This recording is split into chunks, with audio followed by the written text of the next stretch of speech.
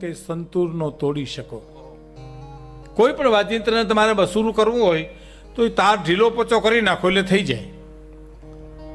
તાર વીણાનો કે સંતૂરનો તમે તોડી શકો, પણ મોરના ટવકાને એમ ન તોડી શકો.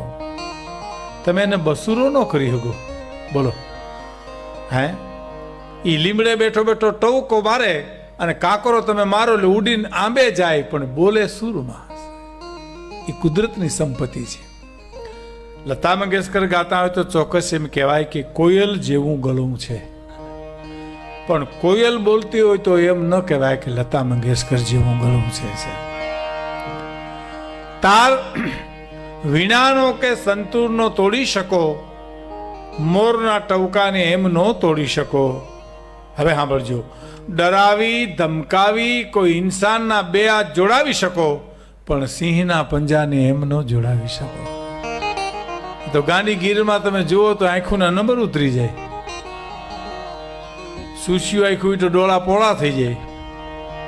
હા હા, ડરાવી ધમકાવી કોઈ ઇન્સાનના બે હાથ જોડાવી શકો, પણ સિંહના પંજાને એમ ન જોડાવી શકો.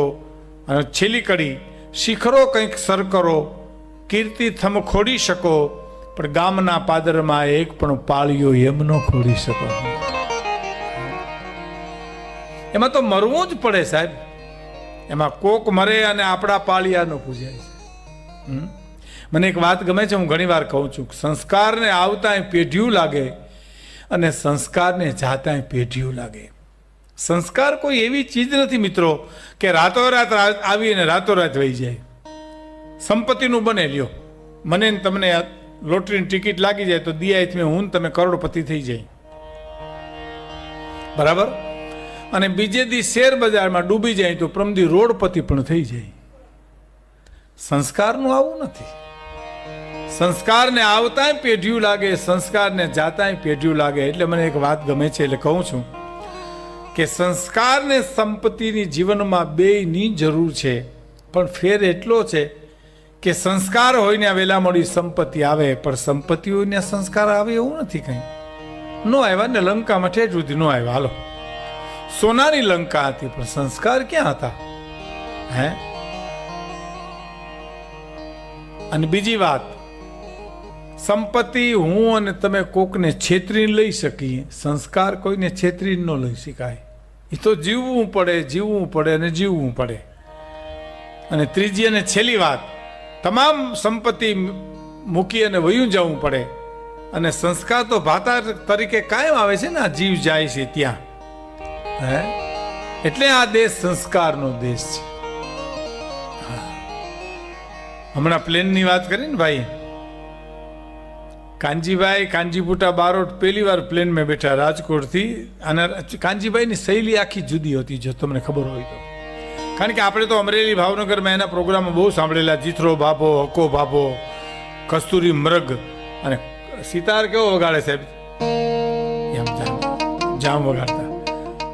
અને તમને એ વાર્તા કરે ને તો તમને સામે રાજપૂતાણી બેઠેલી દેખાય, કસ્તુરી મૃગ દેખાય, ચિત્રો ઊભા કરતા સાહેબ. અને હું તમને એક બીજી વાત કરું, વર્ષો પહેલા આપણે ત્યાં ગામડામાં મનોરંજનના સાધનો હતા જ નહીં સાહેબ. કાં ભવાઈ હોય, કાં નાટક હોય, કાં ચારણ ને બારોટ હોય સાહેબ, સિવાય ચોથું મનોરંજનનું માધ્યમ હતું જ નહીં.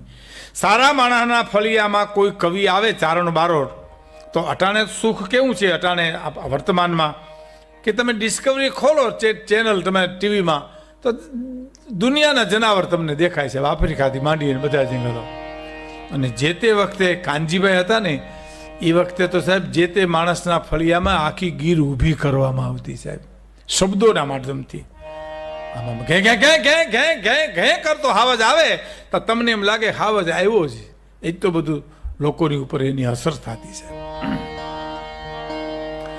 અને એ કાનજીભાઈની આમ શૈલી, આમ દો કેવો પાડે, હે? વિંધેરા વિદાય અણવિદા વનમાં ફરે, તારું જંતર વગાડ મારો જીવતા આત્મો ઠરે. મેલી મેલા ભોગવે મેલી મેલા ખાય, જેને મેલડી એના દાળી દર બધા જાય. આવી શૈલી હતી સાહેબ.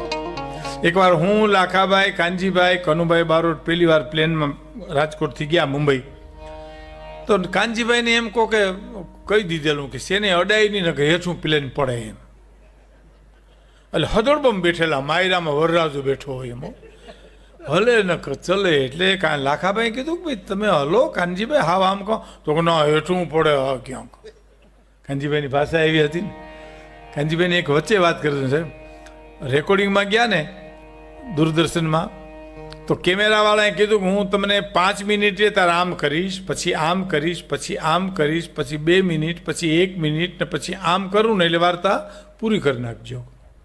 હવે કાનજીભાઈ તો ભાઈ એવા ધગી ગયા વાર્તામાં કે ઓલો આમ કરે આમ કરે આમ કરે પછી આમ કરે તો સમજે નહીં, પૂરું કરે નહીં, પછી તો વચમાં આવીને આમ મીડો કરવા આમ. તાવરી કાનજીભાઈ શું કહે ખબર? કુંડાળા કાઢમાં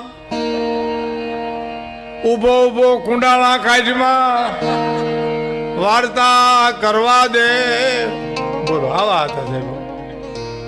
એ સિતાર વગાડતા સિતાર, અને ઇન્ટરવ્યુ લેવા આવ્યા બહારના માણસો ચલાળા આપણે અમરેલી પાસે.